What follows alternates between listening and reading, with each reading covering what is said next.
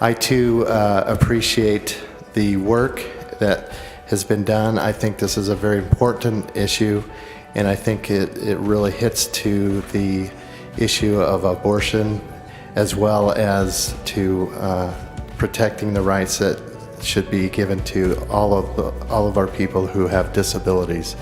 So I stand in support of this bill and thank the good sponsor.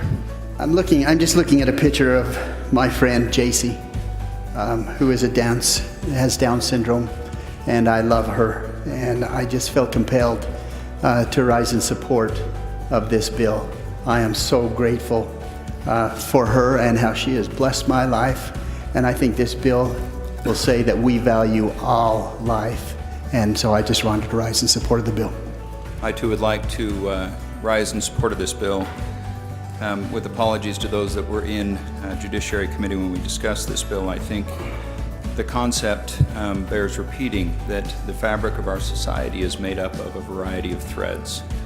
And when we start to determine which of those threads is not worthy to be a part of that fabric, we start down a slippery slope and a difficult path, because there is no limit to that decision process. Thank you, Mr. Speaker. I was not going to speak on this, but my good friend from Salt Lake City mentioned that he didn't believe any doctor would make such a recommendation. My eldest granddaughter, who is currently 20 years old, her parents were told she had Down syndrome, and he very forcefully recommended an abortion. She did not have Down syndrome. She's a beautiful young lady, and I'm not sure about the ethics of that, but it does happen. Thank you very much. In closing,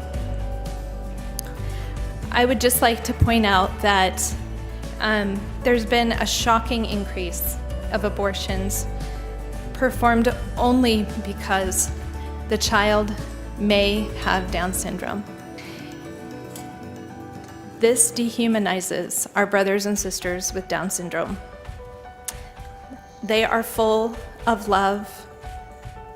They are ready to be our friend. Mary, who has Down syndrome, testified in committee that she loves everyone.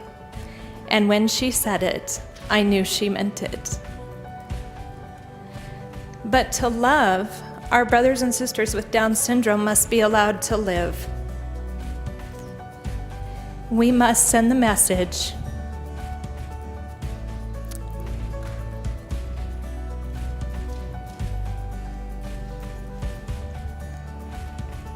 to the world that Utah values every life. Thank you, Mr. Speaker. Thank you, Representative Lisenby. Voting will now be open on House Bill 166.